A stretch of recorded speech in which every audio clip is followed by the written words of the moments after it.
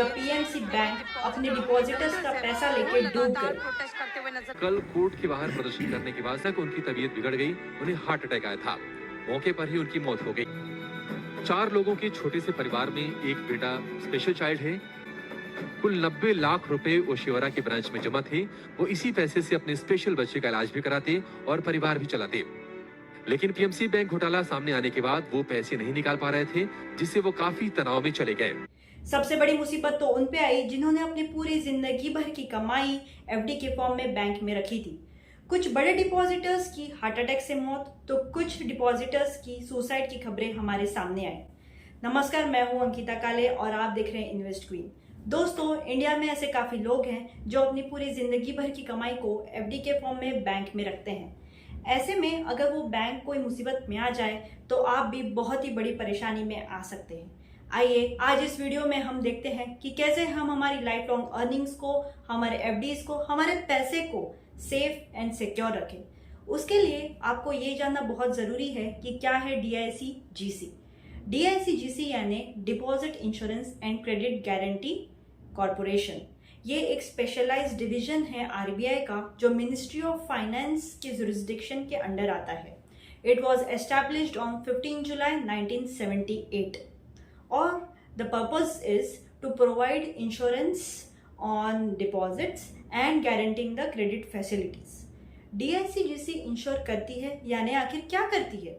मान लीजिए अगर आपने अपने बैंक के खाते में 2 लाख रुपए जमा कर दिए और भगवान न करे कल को बैंक डूब गई, तो ऐसी सिचुएशन में DIC-GC will ensure the 2 lakh rupees और आपका 2 लाख का जो पैसा है वो सही सलामत आपको पूरा का पूरा मिल जाएगा।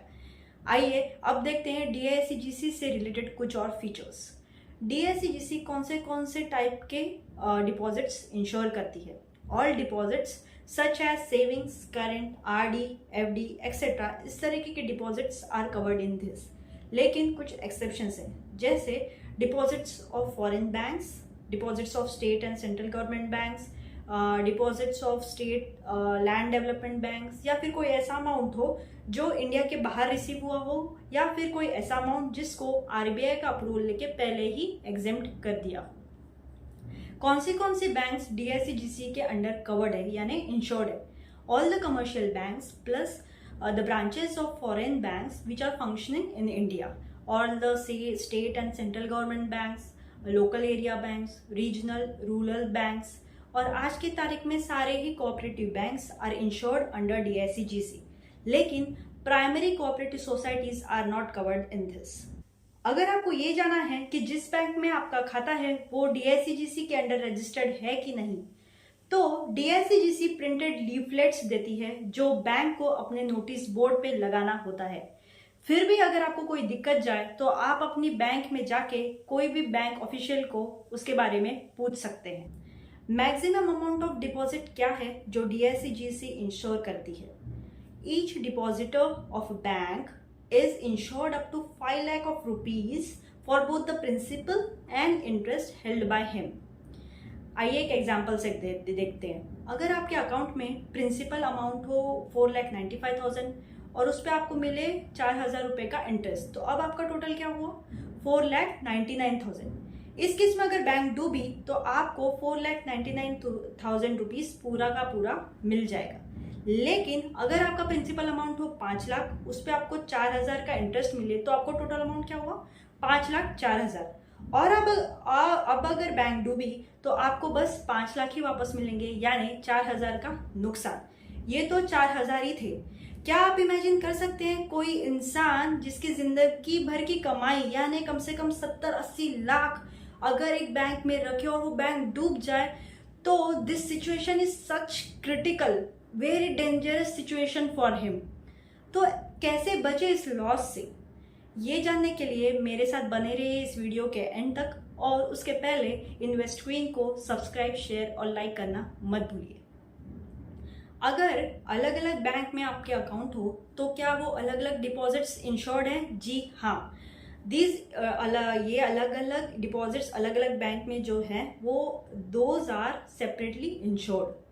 तो क्या ये इंश्योरेंस का जो कॉस्ट है, जो प्रीमियम है, वो हम यानी बैंक कस्टमर भरते हैं? नहीं। जो बैंक्स DICGC के अंडर रजिस्टर्ड है वो ऑन अ रेगुलर इंटरवल वो इंश्योरेंस का प्रीमियम DICGC को भर देगी। बैंक अगर आपका कोई ड्यूज हो जो आपको बैंक को पे करना हो तो वो बैंक को पूरा हक है कि वो आपके डिपॉजिट से वो ड्यूज कट कर ले और जो बचा हुआ अमाउंट है उस पे आपको DICGC इंश्योरेंस देगी। ऐसे कौन से कंडीशंस हैं जिसमें DICGC इज लायबल टू पे? अगर कोई मान लीजिए अगर कोई बैंक लिक्विडेशन स्टेट में आ जाए यानी बंदी हो जाए या फिर उसका मर्जर हो जाए या अमालगेशन हो जाए तो ये सिचुएशंस में DICGC इज लायबल टू पे। क्या है कि जो भी बैंक लिक्विडेशन स्टेट में आती है वो अपने डिपॉजिटर्स की एक लिस्ट बनाती है और उसके सामने उनका रिस्पेक्टिव क्लेम अमाउंट लिख के वो लिस्ट DICGC के पास आता है। DICGC now will scrutinise the list और एक बल्क क्लेम अमाउंट ये बैंक को दे दिया जाता है। फिर ये बैंक अपने डिपॉजिटर्स को उनका रिस्पेक्टिव क्लेम अमाउंट डिसबर्स कर देगी। इस तरीके से आपका अमाउंट आपके पास पहुंच जाता है। क्या DICGC ये रजिस्टर्ड बैंक्स जो है उनका रजिस्ट्रेशन कैंसिल कर सकती है? जी हाँ, अगर किसी बैंक ने तीन प्रीमियम कॉन्जिक्यूटिव प्रीमियम का कॉस्ट नहीं भरा तो ये DICGC उनका लाइसेंस कैंसिल कर सकती है। या फिर अगर ऐसी बैंक जिसका RBI ने लाइसेंस कैंसिल कर दिया हो या फिर वो फ्रेश डिपॉजिट्स ना ले रही हो या फिर वो बैंक की तरह वर्क ही ना कर रही हो तो ऐसे सारे केसेस में DICGC वो बैंक का रजिस्ट्रेशन कैंसिल कर सकती है। अब समय आता है इनसाइट्स का, जिसमें मैं आपको बताऊंगी कि कैसे DICGC की फैसिलिटीज और फीचर्स को यूज करके हम बड़ी सी बड़ी राशि को भी सेफ एंड सिक्योर रख सकते हैं। जैसे कि मैंने आपको पहले भी बताया, DICGC सिर्फ 5 लाख तक का अमाउंट को ही इंश्योरेंस देती है। अब हम देखेंगे कि 5 लाख तो क्या 1 करोड़ तक की राशि को भी आप कैसे सुरक्षित रख सकते हैं। इसके लिए हमें समझनी होंगी कुछ बारीकियां। Let's take an example. Mister X bank गए, उन्होंने उनके नाम पे एक FD खोली, उसमें 5 लाख का डिपॉजिट करवाया। उनके नाम पे एक सेविंग्स अकाउंट है, उसमें 5 लाख है, एक करंट अकाउंट है, उसमें 5 लाख है, तो टोटल हो गया 15 लैक्स। तो क्या ये पूरा का पूरा 15 लाख इंश्योर्ड है? नहीं, इसको एग्रीगेट किया जाता है और DICGC जो है वो टाइप ऑफ ओनरशिप देखती है और टाइप ऑफ यूनिक ओनरशिप देख के ही 5 लाख तक का अमाउंट ही इंश्योर करवाती है। एक्चुअली ये पूरा का पूरा खेल टाइप ऑफ ओनरशिप पे ही है और इसी चीज का हम फायदा उठाएंगे और देखेंगे कि कैसे मोटी सी मोटी राशि को भी आप सेफ रख सकते हैं। वापस एग्जांपल देखते हैं मिस्टर एक्स का। इस बार जब वो बैंक गए तो उन्होंने अपने नाम पे एक अकाउंट खोला जिसमें 5 लाख थे। फिर उन्होंने अपने बीवी के साथ एक अकाउंट खोला जिसमें वो फर्स्ट होल्डर थे, उसमें 5 लाख थे। फिर तीसरा उन्होंने वापस अपनी बीवी के साथ एक अकाउंट खोला, लेकिन इस बार उनकी बीवी फर्स्ट होल्डर थी और वो सेकंड होल्डर थे, उसमें 5 लाख। फिर उन्होंने अपने बेटी के साथ भी अकाउंट खोला, उसमें भी 5 लाख। तो ये सारे टाइप ऑफ अकाउंट्स जो है इसमें ओनरशिप यूनिक है, अलग है, इसलिए उनका पूरा का पूरा 20 लाख जो है वो इंश्योर हो गया है और अगर बैंक डूब जाती है तो उनको पूरा का पूरा 20 लाख जो है उनको वापस मिलेगा।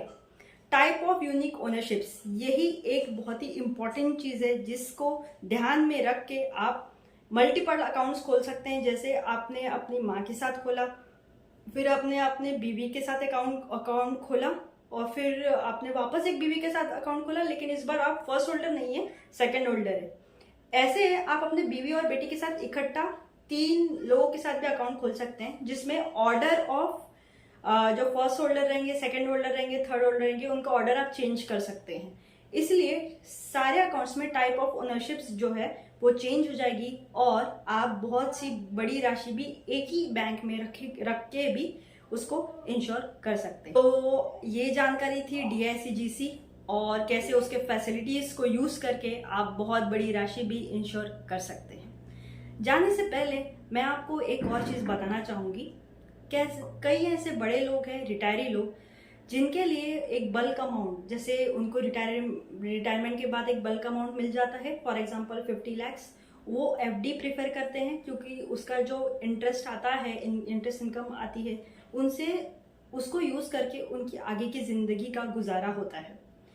लेकिन इस चीज में इंश्योरेंस जो मिलेगा वो तो 5 लाख तक का ही रहेगा। तो अगर बैंक डूब गई तो उनका बहुत ही बड़ा लॉस हो सकता है। लेकिन क्या हम ऐसे कर सकते हैं कि 5-5 लाख की अगर हम बहुत सारी एफडी बनाएं या फिर डिफरेंट बैंक्स में अगर उनके पैसे डालें, तो इमेजिन करिए कि it will be too much difficult to handle it operationally. तो क्या कोई ऐसा तरीका है कि अब वो एक ही जगह वो अपना सारा अमाउंट डाले, वो सुरक्षित भी रहे और उनको एक इनकम भी मिलती रहे, ताकि वो अपनी आगे की जिंदगी एकदम खुशी खुशी गुजार सकते हैं। जी हाँ, ऐसा एक बहुत ही खास तरीका है और उसके लिए आप देखते रहिए, फॉलो करते रहिए इन्वेस्ट क्वीन को। We will be back on coming Sunday. Till then, bye bye, नमस्कार।